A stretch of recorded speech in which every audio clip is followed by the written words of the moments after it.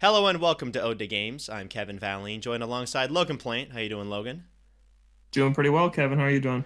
I'm doing good. We've also got Zach Rost here. How you doing, Zach? I'm doing great. All Just right, great. we got another new game to talk about this week. We Logan, do. you picked up Returnal. Before we get into the actual game, I was a little bit surprised when you decided to pick that up. What spurred you to make the dive and pick up Returnal on launch? Ooh, launched on sale. Yep. That Not a was pretty much $70 it. purchase. Yep. But you had And enough faith that in it was for a it. $60 purchase. Yeah, I Mhm. did because I think we talked about last week how cool I thought it was looking. So yeah, that's really all that it took to push me over the edge. Where was it $60 at? I got it at Target. Target. Okay. Yeah, Hopefully they'll keep doing that with the yeah, $70 releases, make it a little bit easier to get these titles yeah. if they're all 60 Uh-huh. bucks on launch. Yeah, absolutely. Because it felt fine. I was like, man, getting a deal here, but no, not really. Just getting a getting the normal same price. price, not paying Yeah, more. absolutely. How much Yeah. have you put into it? Uh, not as much as I would have liked, and that's partially the game's fault. Oh, I've played it about 5 hours, I would say, and I don't know how much you guys have been following the kind of I've returnal seen some conversation things. I've seen online, some things on Twitter. but it does not let you save during a run. So there will be times where like I have an hour to play a game, and it's like, oh man, if I want to do anything else with my PlayStation, then I just have to abandon this run because I have an hour before I have to go somewhere. So if later I want to play Fall Guys, I want to watch a TV show, whatever on my PlayStation 5, I have to close Returnal because there is no way to save in the middle of your run. So you really have to not only be able to dedicate a big chunk of time to playing the game, but you also have to say, okay, if I don't die, I need to be okay with my PlayStation basically being in limbo while I am waiting until I have enough time to come back and finish this run. And I think that's the biggest problem with the game right now is that there's no way to save. And I get that they want it to be like a hardcore experience, right? They want it to be like an arcade game. You don't save arcade games. If you turn it off, you walk away, you're done.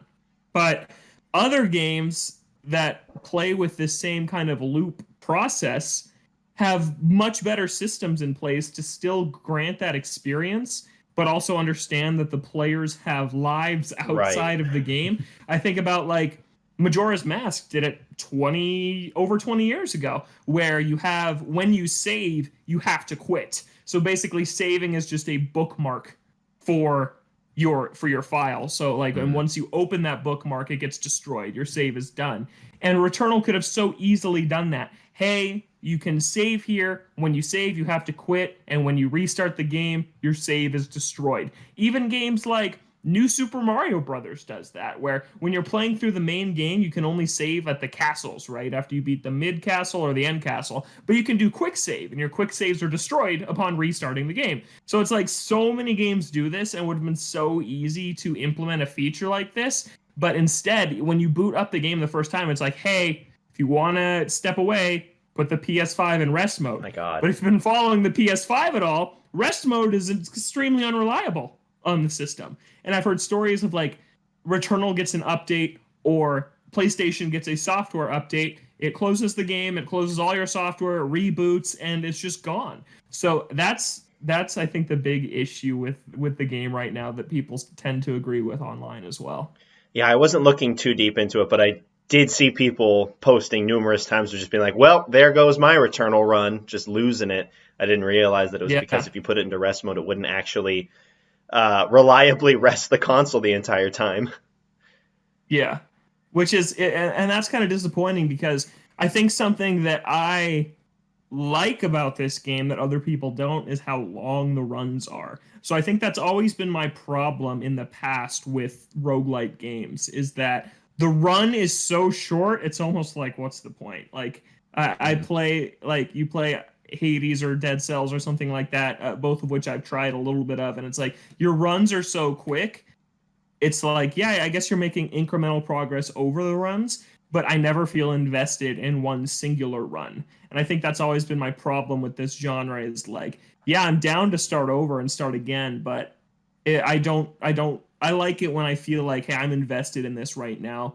it's not like, oh, well, if I die, whatever, I just start over. In Returnal, when you're 90 minutes deep into a run, the pressure is insane, and it's really awesome. I feel like that's something that this game does better than other roguelites I've played, just because of how long the runs are. Like, I'm 90 minutes deep, I'm sweating, I'm like really low on health, and it's like, this could all be for nothing.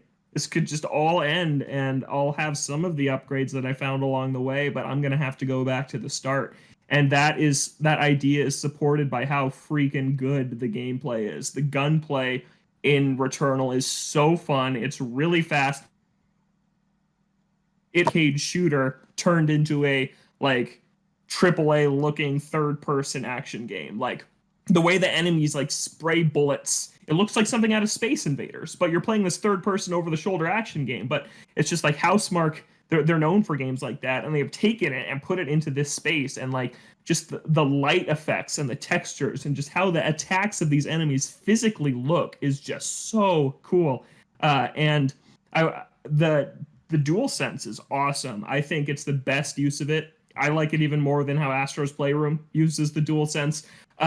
What it does is it basically turns your left trigger into two buttons. If you hold it down halfway, it stops you, and then that's how you just aim and shoot your normal weapon. But then you have a sub-weapon where you have to squeeze the trigger all the way down, and then you can fire the right trigger to use it. And so it's like, it's just a really cool feedback of like pressing it down slightly to aim and shoot, and then really squeezing and digging into it to use that super weapon. Whenever it's raining, you can feel like the raindrops in the controller through the haptic feedback, which is really cool. And there's just a lot of other cool little controller stuff too that is super awesome. But I'm really enjoying it. It's just I wish I had more time to play it, because like Zach and I made plans to play Fall Guys this week, and it was like an hour until we were going to play. And I'm like, well, I'd really like to play Returnal right now, but I can't because it's going to be over. And I'm not going to finish any worthwhile run in the next 60 minutes. So what's the point? So I just went and did something else, it's just disappointing that I want to play this game and it is drawing me in. But honestly, during the week, I just feel like I don't have the time to do it right now. Yeah. Games that don't respect you with their save systems are really frustrating. And it feels like for the most part, we've left that in the past. Most games have updated, like big series where it used to be like, oh, you have to save at certain points. It seems like they've basically fixed that, and they've made it so you can save at any point at any time. And on Days Gone. Not in Days Gone, yeah. Unrelated, sorry. But yeah, when it always feels weird when you go back to an older game that doesn't respect your time in terms of the save system. And you're like, man, thank God we don't have to deal with that too much anymore. And then it comes back every once in a while. It's like, man, we're still dealing with this? Like, yeah. And it's frustrating too. It seems like the design of the game is completely at odds with the save system that it implements, with really long runs, but no option to save in any way during them. Like those seem completely at odds with each other. Yeah, and I'm still in the first biome, so I think there are 6 biomes in the game, and they kind of reshuffle. Wow. Like every time you die, the order of the rooms reshuffles, and that's kind of how it keeps it fresh. But luckily, some progress does save over. So on my first run, I got all the way to the boss of the first biome, and it was an awesome run. And then I died on the boss, and I was like crushed. I was just devastated because I've heard that you get some really good permanent upgrades after you kill each boss. It's like, shoot! But right before, I had gotten this item that makes getting to the boss a lot faster. So I'm already kind of seeing how, yes, you start back at your crashed ship every time, but I have this thing I don't have to go find again that makes getting to the boss really easy. And actually, just to like do a test, I just sprinted through the entire area to get to the boss as fast as I could, and it took me like 5 minutes. So like I can get to the boss really quickly now, but my character will suck because you lose basically all upgrades. And so you have to, there's a few different systems at work, all of which I think are really good. There's weapon proficiency, which is just every time you kill an enemy, a little bar goes up. And every time you level up your weapon proficiency, better weapons will spawn in chests and out in the field. And those weapons will have like higher damage, higher fire rate, things like that. So you want to fight basically everything you encounter just to get that weapon proficiency up. And there are also parasites, which are randomly dropped, and they always have a positive effect and a negative effect. Like, oh, you enemies, you do 10% more damage to enemies below half health, but you need one more kill to level up your combo meter. And it's like, so you can see a parasite and decide if you want to grab it or not. And it seems like a lot of the runs are dependent on how good the parasites you find are. So there is some luck involved there. Like if you just find crappy parasites, it makes the bosses way harder. But I overall think that is a cool system to go out and hunt for these things.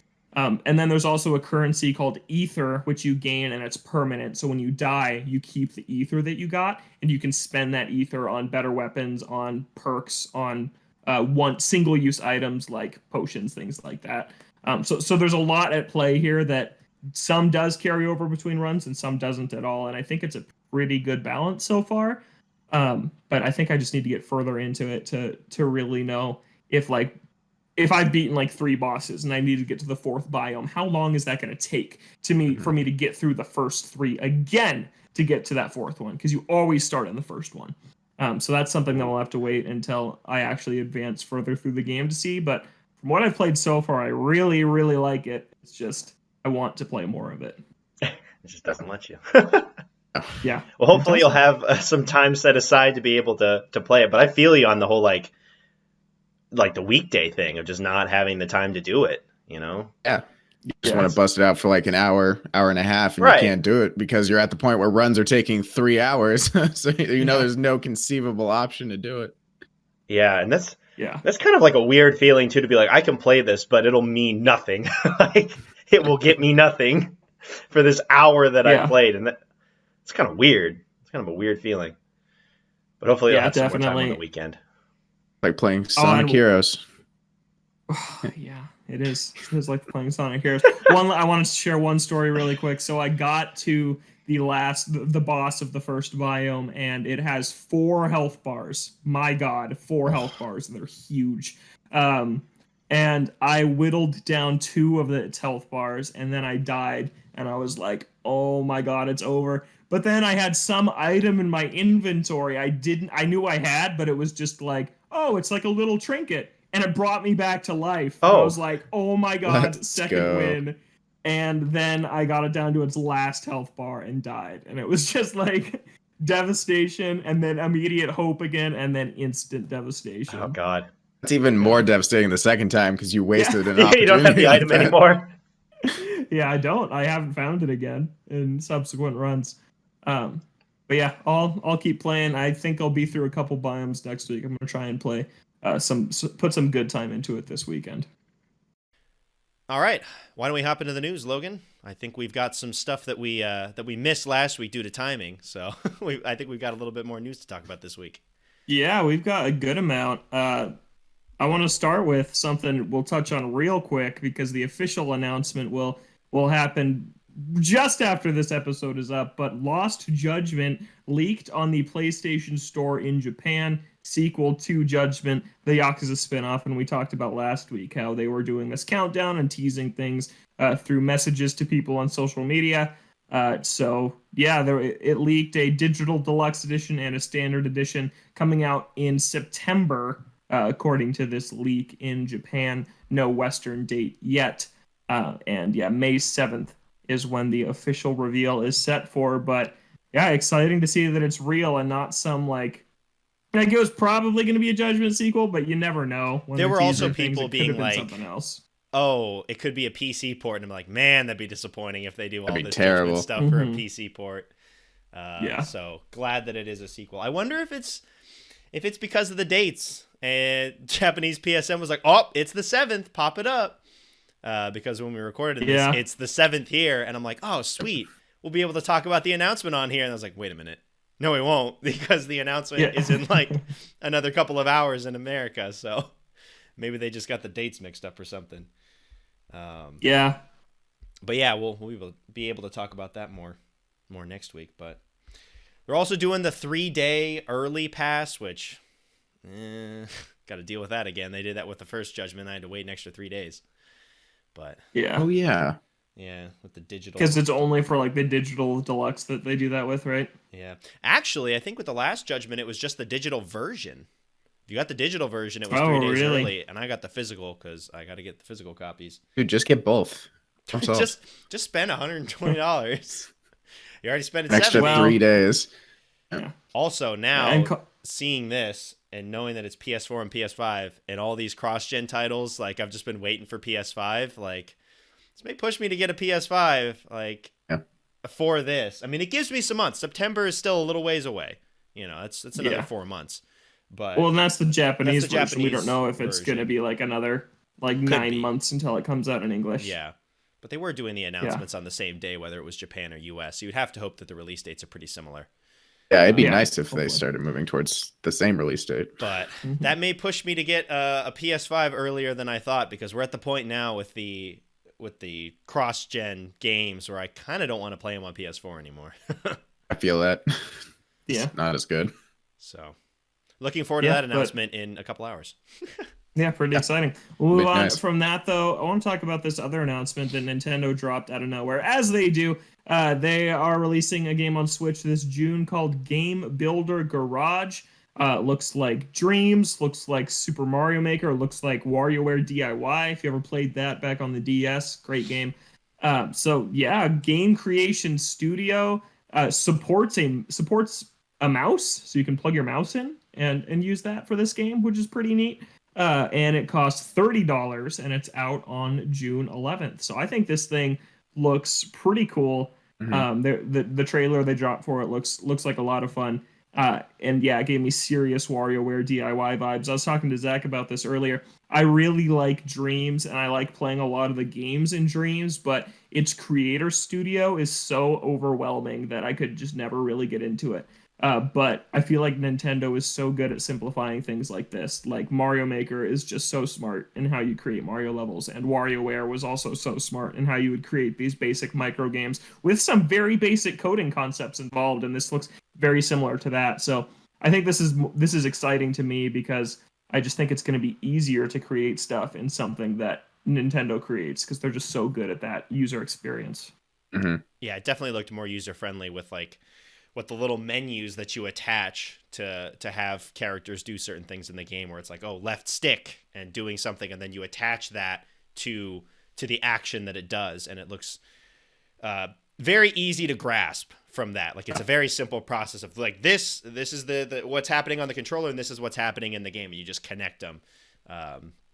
It looks very user-friendly, which is great for these user-created games. Now, I was seeing that for games that you create, you share them with codes still. Like Mario Maker? Yeah. I never liked that. So, like I think that the game creator, I mean, I haven't played Dreams, but from what it sounds like coming from you, Logan, that it's going to be a little bit better on the game creation side, but in terms of the game sharing side, I wonder how that's going to turn out. In terms of in Mario Maker, codes. you could still like follow creators. So if you had like friends or things like that, you wanted to see other stuff, you could follow them and then access all the stuff they uploaded. And there were some curation lists of like, oh, here's what's hot right now, here's what's new right now. It wasn't terrible, but it also wasn't great. But I don't really know how you solve that when there's so much user generated content. Like, it was really hard to find stuff in Dreams too. I think it's just an issue with this type of game. Yeah. Does look good though. It looks really cool. Yeah, and $30. $30, $30, yeah. Title. Yeah. Thank God it's not 60. Yeah, it's exciting. Zach, any thoughts on it? Yeah, I mean, I love these, player generated creation tools, and for $30, it's a really great deal. And I know that people always love to push these things to their limits, so I'm just excited to see what people can do with it. Yeah, I saw that Dreams started trending on Twitter because of this, which is funny. And then what else? And then Metroid Prime started trending on Twitter because people were like, "We'll make Metroid Prime for ourselves," which I thought was really funny. Yeah, but that's coming out this June. Nintendo Summer lineup, not looking bad. There's a lot of stuff coming out. A lot of nothing I would say that's like huge blockbuster, but a lot of smaller titles like this one and like the Famicom Club games coming out in a few weeks. Number of other things. I think it's going to be pretty cool. But speaking of Nintendo, they just had their most profitable financial year of all time. Operating profit up 81% year over year. That It's all from Switch crazy. sales? Is that? Animal Switch Crossing, New software and Horizons. hardware, yeah. Yeah. Yeah, just insane. Mario Kart 8 Deluxe sold 10 million copies last year, My bringing its God. total to 35.4 million. Super Mario 3D All-Stars sold 9 million before taking off sale. 3D World plus Bowser's Fury has sold 5.6 million, and that was just in like a month and a half from when their fiscal year ended, from when it launched to when their fiscal year ended. Ring Fit Adventure sold 7.38 million copies, which is insane. Yeah, That's just impressive, yeah. every time we talk about Nintendo's financials, they're just better and better. And I think the Switch is probably going to be the best-selling console of all time, just based on what it's doing. Yeah, basically, it's just got to catch the PS2 at this point. It'll be difficult, but it's not impossible. Yeah. So, Animal Crossing is up over 30 million now, right? Yeah. And the thing's been on shelves for a little over a year. A year and like a month. That is absolutely insane. 30 million copies in a year. Yeah. You see like companies like 30 million is crazy, even if that's like lifetime sales over like an entire generation. Yeah, let's see. Best-selling video games of all time. Is it in the top 10 already? I'm not sure. I'll pull that up. Depends on what yeah. the list has. Like some of them have like mobile games, like Tetris and stuff. But yeah, I can see it being on there. And it looks like Mario Kart 8 Deluxe is creeping up on Mario Kart Wii too. Yeah. But if you combine 8 Deluxe and 8, it's already past it. Yeah, it has. So the top 10 best-selling games of all time, Mario Kart 8 Deluxe is Mario Kart 8/8 Deluxe is the 8th best-selling game of all time. Where does Animal Crossing rank? Right now, Animal Crossing is 16th best-selling game of all time. Yeah, with 32 million copies sold. It's right behind Wii Sports Resort. Nintendo just dominates this list. If you look at the best-selling games of all time, it's pretty insane. Wii Fit is the 9th best-selling game of all time. Yeah, then Pokemon 7, Mario Bros 6, PUBG is 5, Wii Sports is 4, Tetris is 3, GTA 5 is 2, and Minecraft is number 1. Minecraft and GTA, those things are absolutely insane. Yeah, but then basically, like, you got PUBG, but then basically everything else on the top 10 is Nintendo. And then, like, the top 20. Yeah, it's pretty insane. But, yeah, it's just how far we've come from where Nintendo was 6 years ago, to where they are now. It's just like their numbers just keep getting better every single year. And, yeah, it's pretty great. I also appreciate that they are prepared for a year next year, or this next fiscal year, that probably won't be as profitable as this last year because of Animal Crossing, because of everyone staying home. Like, I feel like other companies like EA and Activision would just be like, all right, we've made this money. Let's make more money this year than we did last year, when it's just not entirely feasible. I appreciate that they're like, yeah, we're probably not going to be one up in this again. But yeah, these numbers are crazy. Yeah. Yeah, it's insane. So yeah, go check that out if you want. It's just sad because the better Mario Kart 8 keeps selling, the less likely Mario Kart 9 is, because it's just not slowing down. I mean, at this point, slowing down at all. It seems like the smart decision would be to just release it alongside whatever their next console is. But then again, I thought that was what they were going to do with Splatoon. You know, you just have the Splatoon 2 for Switch, and then Splatoon 3 for whatever comes next, and they didn't do that. So maybe they will make another Mario Kart for Switch. Who knows? Yeah, I just wonder if the sales of Splatoon 2 have stalled and Mario Kart has not. Yeah. So maybe that's the difference. But yeah, Switch at 85 million units now. 85 million. And a little over halfway there. They get a Switch Pro out there. I think it's gonna fly into first place, because it's still got a number of years left. So it's about halfway through. I think we could see that. Yeah. And if like the normal Switch gets a price drop at that point too. Yeah, that could be. And I feel like that's in line with other consoles too. Once you get like halfway through, you have the Pro model that comes out, and then you drop the price a little bit of the regular, and then that'll just spur sales even more. Oh yeah. Yeah. All right, let's move on to some PlayStation stuff. Right after we recorded last week, Ratchet & Clank State of Play dropped. Looks good. Looks great. Really, really great. Zach, I want to start with you on this. What do you think of Ratchet and Clank? You know, I've been a Ratchet and Clank fan on and off for the past many years, and this is probably the best looking by far, not just in terms of graphics, because obviously it's the best looking Ratchet and Clank to ever come out, but it looks mechanically, you know, voice acting, it seems like it's the whole package. It looks like it's going to be a very solid PS5 title. And honestly, I wasn't expecting to play it right away because I'm still waiting on getting a PS5.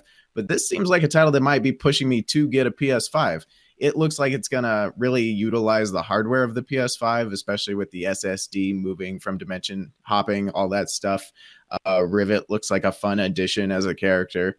And the concept of, you know, Clank being with Rivet and actually looking for them throughout the whole thing, and then the multiverse thing, it just seems like it fits that kind of genre really well.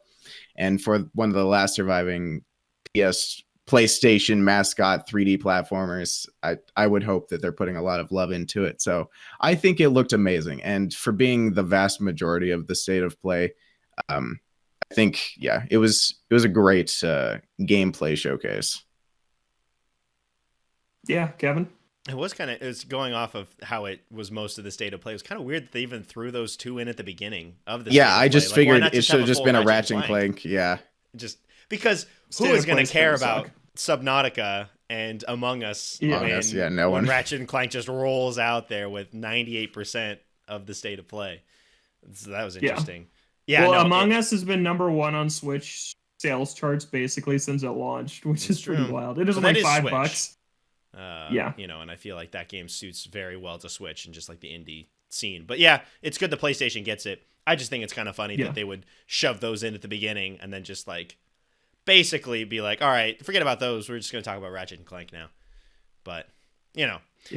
Yeah, Ratchet and Clank looks really good. I mean, we knew it was going to look gorgeous, and even Ratchet and Clank on PS4 looks really good. Like, that game already looked great playing through it. Especially the movie cutscenes. Yeah, and I feel like they're getting closer with this game to having the movie cutscenes throughout the entire game, in the sense that it looks that good when you're in motion playing the game and when you move to the cutscenes. Just like the lighting effects, like the water on the ground, the attack effects from all of your weapons looks really good. I also like the mobility that they're adding with the dash. I always felt like playing through Ratchet and Clank on PS4, it felt like the strafing that they had it just didn't feel great to try and avoid attacks. And I felt like I was getting hit just because the strafing was very limited in your movement. So I really appreciate another ability to try and dodge attacks. And it looks like they're using that in interesting ways with attacks from enemies. If you're doing up close, you can dash away at the last second. So I like the added mobility. Of course, we're going to be getting more new weapons. The topiary gun or whatever, shooting, turning them into shrubs. They always get some weird stuff going on. So I'm excited to see more of the weapons that they're going to introduce beyond the ones that they showed off. And of course, you know, you've got their returning guns that'll show up in most games. Yeah, it looks really good. Honestly, out of all of the mobility that they had, the least interesting to me was the like jumping between the dimensions, at least from that one section that they had. I think that the dash is more I'd be using it more than than just like hopping between sections. But it still looks interesting. It still looks really great visually of like jumping through the portal and ending up in the other part of the map. But yeah, the increased mobility in terms of gameplay, I think was the thing that stuck out to me the most. The wall running that they had as well. Wouldn't be a $70 purchase for me, but definitely one that once I get a PS5 would be on the short list of games that I would want to pick up. Yeah, it's exciting to see some PS5 exclusives finally come. Returnal launching and then this on the way. Yeah, that was part of the reason that really pushed me to get Returnal, is like I wanted something that was like just for the PS5, and I feel like that I've got that. The game, like that Ratchet and Clank looks gorgeous. I didn't really talk about Returnal. It runs at locked 60 frames per second and it just looks gorgeous. So yeah, seeing these PS5 exclusives finally come is really good stuff. And as someone who skipped Demon Souls, which was the big flagship for that at launch, it's cool to see these finally coming. Yeah, definitely looking to get that in the future. Looks really good. Yeah. Last thing we're going to mention real quick, Ni no Kuni 2 rated for Switch by the ESRB, the Princess Edition, which likely means all the DLC. Yep. It came out. Kevin beat this game. Zach dabbled in it for like 5 hours. But yeah, first Ni no Kuni's on Switch, so it makes sense that this one would come too. Yeah. Anything to add on that? Just makes sense. Just a matter of time until it comes over, especially with the first one already out on Switch. Also, talking about that first game, it's been on sale for $5 multiple times, and I've missed it a couple of times. So, rest in peace to that. Yeah. But yeah, great and cool that it's going to be getting all the DLC in this version as well. People should play it. It's a good game. If you've played the first one, I recommend the second one. All right, and that's it for our news this week. All right, that's going to wrap it up for news. So we'll be moving on to what we've been playing this real quick. I'll go last because I got a lot of Days Gone to talk about every week. Yes. So we're going to start with Kevin. What have you been playing, Kevin? I beat a game this week. Beat Mafia. Oh. Beat Mafia Definitive Edition. Not a long game. I think it's about 10 hours long. Really enjoyed it. And one of my few complaints, beyond the fact that I think it is a little bit rough around the edges, frame rate will drop from time to time, and there's some little glitches that show up here and there. But man, one of my only other real complaints is I wish there was more, because it's set over an 8-year time period from 1930 to 1938.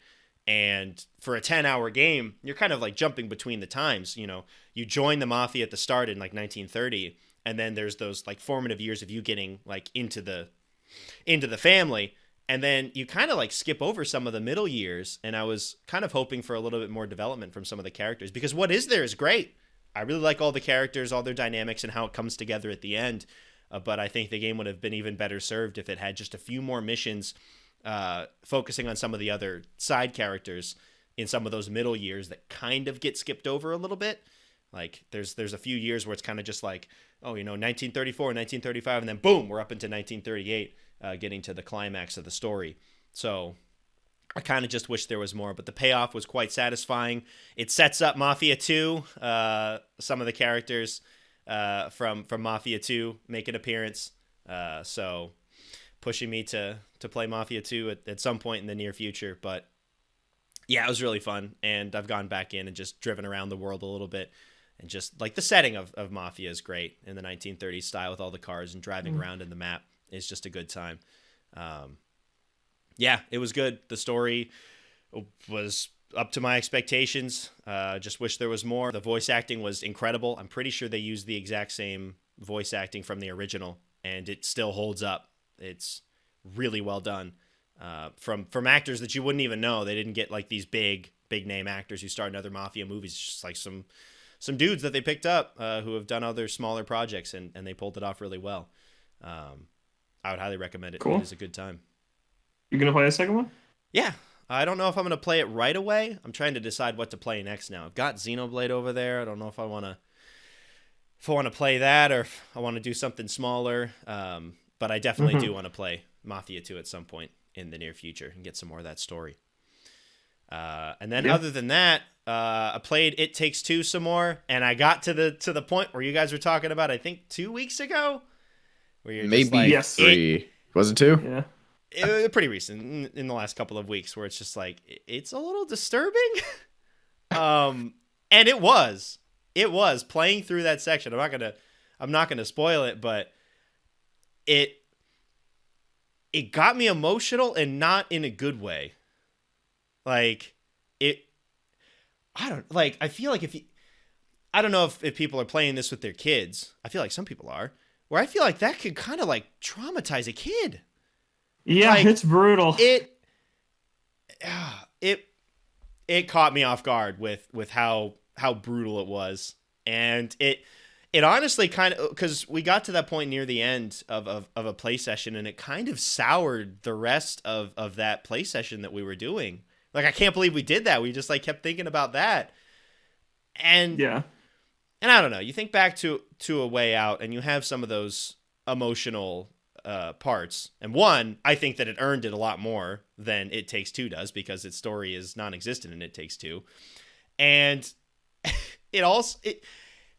it's just, it doesn't fit. It's weird. And then they just ignore it, and then they just move on. It happens, and then they're just off to the next thing.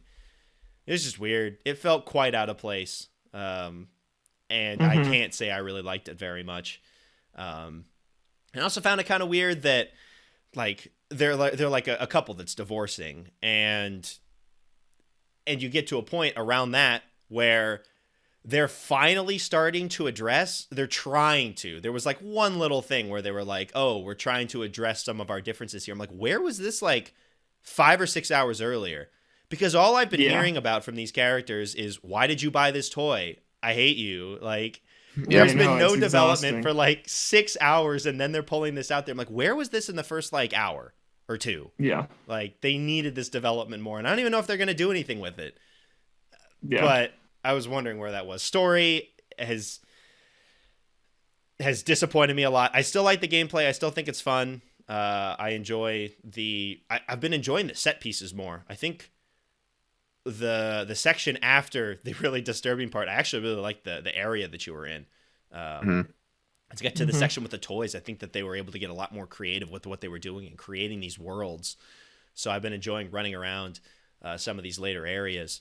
So yeah, I think the thought has been the same from the last couple of weeks. The gameplay, I'm still enjoying, having a good time. I like all the varied gameplay styles, but the story is just very disappointing after A Way Out and what that game accomplished with its story. Yeah. All right, Yeah. Logan. What Oh. I've been playing? Yeah, I mean, did you have any thoughts let's- on that? any thoughts? Yeah, just I'm with you. Story's disappointing, and I haven't really felt a draw to go back to that. Like Zach and I haven't played. Yeah, we since haven't that touched it session. since. It Yeah, kind of soured so- our experience. That moment? Or- That moment, and just I don't like the story at all. I just really don't. Yeah, there's a pretty crazy reference we found the last time we played. Yeah, I was gonna ask if you found the reference, but we can't really spoil it on it's on a the reference show. to their previous game, right? No, it's a different there's one. that one. Oh, But there's a another one? reference to An entirely a, different video game franchise. Oh, to a classic Nintendo franchise. There's a pretty sick reference. okay. I don't know if Yeah. I found that or not. But Kevin hasn't played that game, I don't think. So Oh, okay. So maybe it didn't. maybe I found Might it, not it have didn't just hit mean home. anything. Yeah. That's possible. yeah. Yeah. But yeah, it's a fine time. I'm gonna try and beat it, but it is a little bit disappointing after A Way Out. But Yeah, for sure. that has been it for me. Yeah. Okay, Logan. Now you can I'll go. go real quick since I already talked about Returnal at the top of the show. MLB The Show, having fun with it. I don't remember if I talked about this on the show, but there were issues with crossplay. My dad has it on Xbox, and I have it on PlayStation, and we couldn't play together. It was like you could join a lobby together, but then like start game would never unlock. It was always locked, and it was a weird bug. And it's fixed now, so I've been able to play crossplay with my dad who has it on Xbox. So that has been fun. And then Super Mario 3D World. We beat the super hard final level. I played with my sister and my girlfriend on that file, and that level is still brutal to this day. Have you beaten it yet, Kevin? No, that's like the last level, and I just haven't gone back to it. I've got that level, and I've got the last like trick house. Yeah. In that last area. Yep. So still love that game. Just wanted to mention I've been playing that a little bit. That last level it's just a brutal experience, but it's super fun. It's one of my favorite Mario levels. Yeah, that's it for me. I mean, going Do back you to think that you could get through that level together, or do you think it's with just this impossible? crew, Yeah, I don't know. Not I think so. cooperative. We're we could competitive. do it. We could bang our heads against the wall All long right. enough. Going Yep. back to the crossplay, thank goodness Sony has come around on that at least a little bit. I was seeing some news stories recently of them coming out and being very, very against crossplay, which, again, going back to everything Sony's been doing lately, not a great look. Well, it's all that stuff from the Epic and Apple trial about Fortnite on the App Store. And there's a lot of stuff coming about every company. And one of the things that came out is that Sony charges Epic for crossplay, and they're the only company that does so. So, Come on, yeah. Sony. Yeah. Sony not in the news for any good things. There's also the class action lawsuit that possibly will be filed about PlayStation having a monopoly on their store. Like, Yeah. good stuff. Good stuff on Yep. PlayStation. Speaking of good stuff on PlayStation, we got to hear about Days Here we Gone. go. Yeah, there we go. All right, we're starting this off with a little bit of bad news, and that bad news is that I beat Days Gone, and these are sadly my final thoughts on Days Gone. We will not be Not hearing going any more back ever. after this. Burning the game. Yep, I will not be going back. I was able, so last I spoke of Days Gone, I was stuck on the first required horde 35-ish hours into the game. It's crazy. And I was having trouble beating it. And then after a handful of more tries, I eventually beat it. And there wasn't a whole lot of game left, maybe like 5 or 6 more hours. So it only took a couple more sessions, and I was able to beat the game without its own challenges and plenty more glitches, which I will get into in a minute. But I just want to say that overall, I think Days Gone is a good game. I had a lot of fun playing it. I think it gets a lot of crap. I don't think a lot of it's deserved. I think it's got a good story. I think the gameplay is one of the most solid aspects of it. The glitches are there. Still, I can't imagine how bad they were during launch, but they're still there. None of them game breaking, some of them massively inconvenient. I'll speak of one of those right now. When I started a mission after I had beaten the first horde, this was around the time of the second horde, I go into this mission. It's in a cave. You search for a bunch of dead bodies.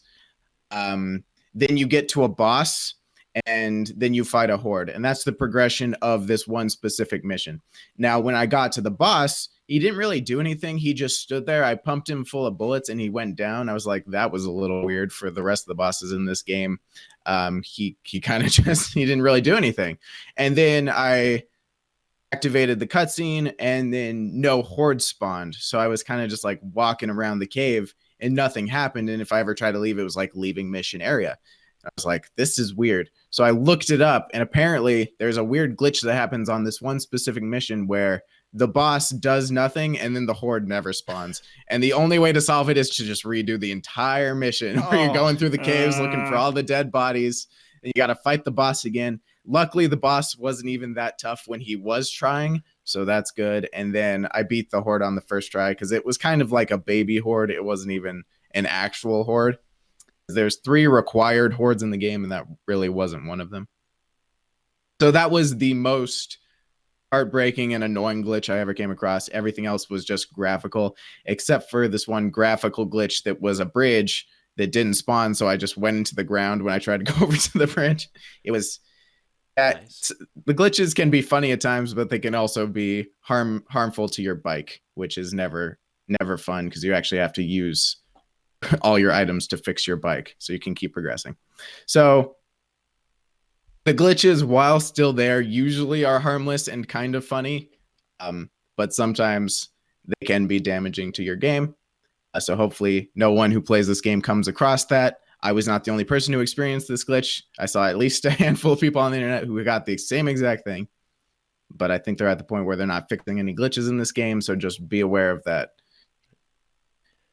And then overall, the story, I think the story was pretty good. It was, it's a 40-hour game. There was a lot of unnecessary story missions that kind of just, it didn't really feel like padding, but they felt unnecessary.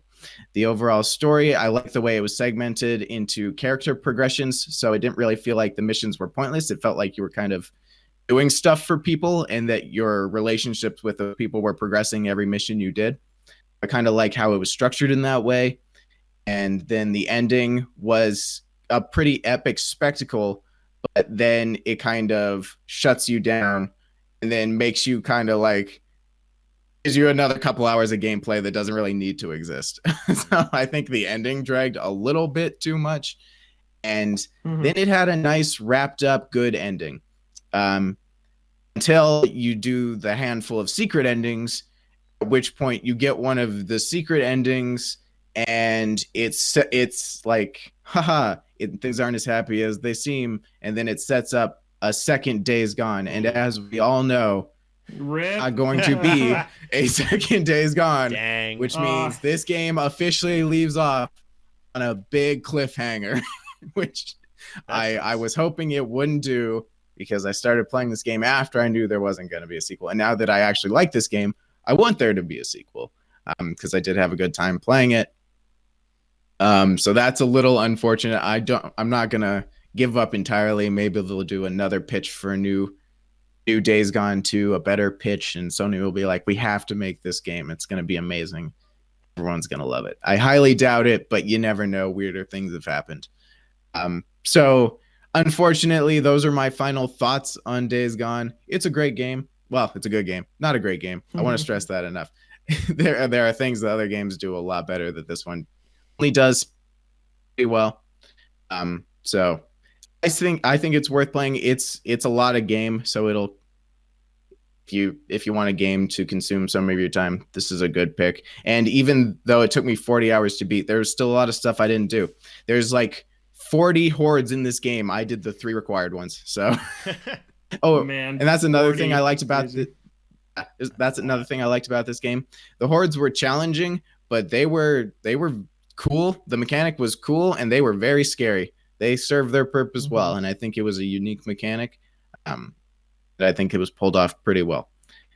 Even though first one was very challenging. The other 2 were challenging, but not nearly as so as the first one. I think I just probably got better at dealing with hordes, which is good for game progression. So yeah, Days Gone. Final thoughts. Liked it. Upset there won't be a sequel. Left off on a cliffhanger. I'd have to just imagine a sequel in my head and then just live with that for the rest of my life. But who knows? Maybe I'll make one in Dreams. I'll just buy Dreams and make Days Gone too, because that's maybe somebody else. That's what people do now. Yeah, maybe Switch, someone else. Yeah, make it on the Switch gaming. Oh god. Yeah, it really sounds like they could have cleaned up a lot of stuff for the sequel. Yeah, you know.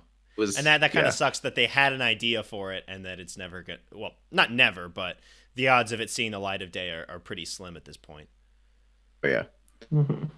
I know, Logan, you told me that their idea for a sequel, what was it? Like a weird... It was like a live games of service. Okay, never mind. Live worlds. Yeah. I get why the idea was shut down. Man. I just hope they have a better idea in the future.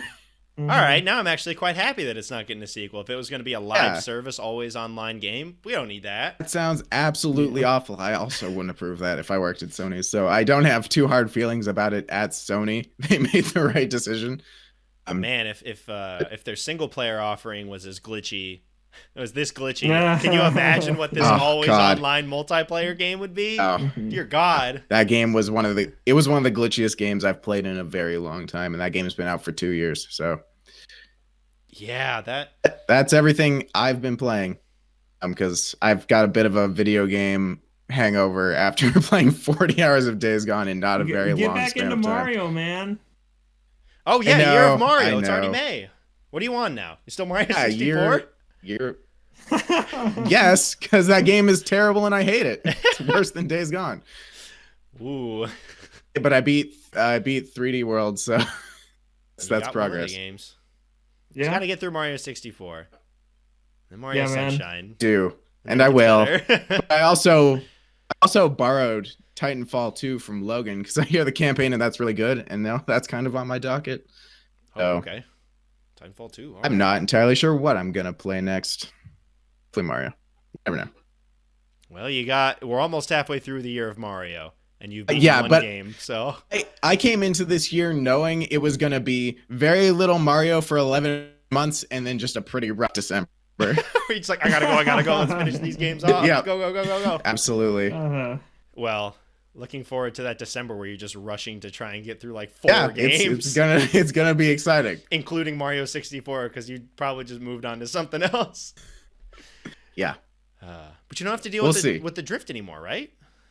Oh yeah. I haven't actually to back up since I got my I got a new controller, so I'll probably like it even more. That'll be fun. A brand new experience, not having to deal with the Joy-Con. Honestly, I forgot what it was like playing it without drift. So you're just gonna be like overcorrecting too much. Like, he's gonna be moving, and then he won't really run off. I'll just be walking off all the ledges. No, he does that. Let's hope that doesn't happen. Yeah, that's fair. All right. I think we're gonna have to end off a little bit early on this one. No Ode 2 this week. Hopefully, we'll be back with another one next week. But any final thoughts from you guys before we wrap up this week's episode? I'm gonna play Days Gone. All right. Ooh. Here we go. Thought him an O2. Ooh, okay. O2 games pitches. So we all can't come up with a pitch for a sequel we want to see. I'll write mine for Days Gone 2. And then Live service. everyone, you guys, I want a live service. Yeah, you guys can make pitches for games you want to see, and then we'll just pitch them. It'll be great, and someone will listen to it, and they might make them, and you never know. All right. Yeah, live service. Fallout 76, Days Gone 2. Oh, God. Same game. Yeah. Work just as well. Mm-hmm. All right, that is going to do it for us on this week's episode of Ode Games. Look forward to next week. We'll have our thoughts on whatever they show of the Judgment sequel. That will be dropping around the time that this episode drops. So look forward to next week when we'll have our thoughts on the actual announcement. But yes, we are here on Thursdays on Spotify, Apple Podcasts, other podcast streaming services that you may use. Our website, Ode Games, has every episode of the audio version, odegames.com, so you can catch it there as well. The video version of the podcast is up on our YouTube page, Ode to Games, so you can check out the video version of the podcast there. We're on Twitter at Ode to Games, Twitch, Ode to Games as well. You can send an email to odegamescast@gmail.com. For Logan and Zach, I'm Kevin. Thank you so much for listening, and we'll catch you next week.